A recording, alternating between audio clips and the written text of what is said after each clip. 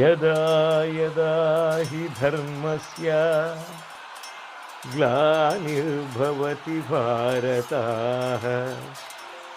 అభ్యుత్థానమధర్మస్య తదాత్మానం సృజామ్యహం పరిత్రాణాయ సాధూనాం వినాశాయ చ దుష్కృతాం ధర్మ సంస్థాపనార్థాయ సంభవామి యుగే యుగే.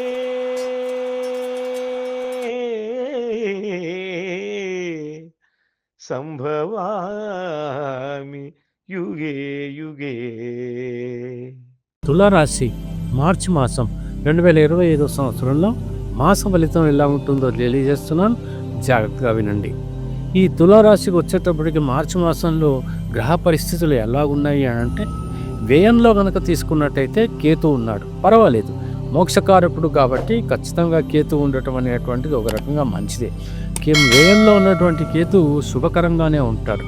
ఆ తర్వాత వచ్చేటప్పటికి ఏమవుతుందంటే, ఇక్కడ షష్టమంలోకి వచ్చేటప్పటికి రాహువు, ఆ తర్వాత బుధుడు, ఈ తర్వాత ఈ యొక్క శుక్రుడు, నెప్చుడు, వీళ్ళందరూ కూడా ఉండటం అనేటువంటిది జరుగుతుంది. అయితే శుక్రుడు షష్టమంలో ఉండటం మాత్రం ఎట్టి పరిస్థితుల్లోనూ మంచిది కాదు. ఏం చేతనంటే, దంపతుల మధ్యన చికాకులు అనేటువంటివి ఎక్కువగా ఉంటాయి. ఆలోచన ఏదైతే ఉందో అది కొంచెం ఆందోళనకరంగా ఉంటుంది, భయం అనేటువంటిది కలుగుతూ ఉంటుంది ఈ మార్చి మాసంలో. కాబట్టి ఏదైనా అడుగులు వేయాలంటే మాత్రం అంత చొరవగా అడుగులు వేయాల్సినటువంటి పరిస్థితులు ఉండవు. అనేక రకాలైనటువంటి ఛాలెంజెస్ మాత్రం ఫేస్ చేయాల్సి వస్తుంది. ఇకపోతే పంచమ స్థానంలో రవి బుధులు శనిశ్చరుడు ఇద్దరు కూడా ఉన్నారు కాబట్టి ఒక రకమైనటువంటి ఆందోళన మాత్రం సంతానం విషయంలో కూడా కలగవచ్చు. ఎంచేతనంటే ఆరోగ్య పరిస్థితులే ప్రధానమైనటువంటి కారణం అవుతాయి కాబట్టి కొంచెం పిల్లల విషయంలో మాత్రం జాగ్రత్తగా ఉండాలి. మీ సంతానం కనుక సక్రమంగా చదువుకుంటే వాళ్ళ జోలికి మీరు వెళ్ళకండి. ఎట్టి పరిస్థితుల్లో కోపం, ఉద్రేకం వాళ్ళ విషయంలో పనికిరాదని మాత్రం తెలుసుకోండి. ఏం చేతనంటే ఇక్కడ రవి కూడా ఉన్నారు కాబట్టి వాళ్ళు కొంచెం మొండితనంగా ప్రవర్తించవచ్చు.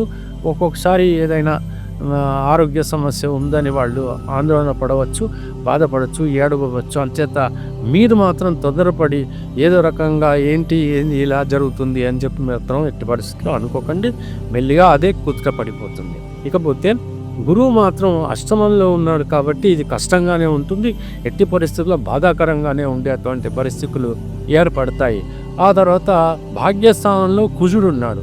తండ్రికి కొంచెం ఒక రకమైనటువంటి అనారోగ్య పరిస్థితులు ఏర్పడవచ్చు, కొంచెం జాగ్రత్తగా ఉండాల్సినటువంటి పరిస్థితి. ఎంచేతనంటే తండ్రిని మాత్రం ఎట్టి పరిస్థితుల్లో అంత ఈజీగా వదిలిపెట్టవద్దు. ముఖ్యంగా వృద్ధులైనటువంటి పరిస్థితుల్లో వాళ్ళు రోడ్డు దాటుతుంటేనో ఏదైనా చిన్న ప్రమాదాలు జరగవచ్చు. వాళ్ళు ఒక్కొక్కసారి ఉద్రేకపూరితమైనటువంటి మాటలు మాట్లాడవచ్చు.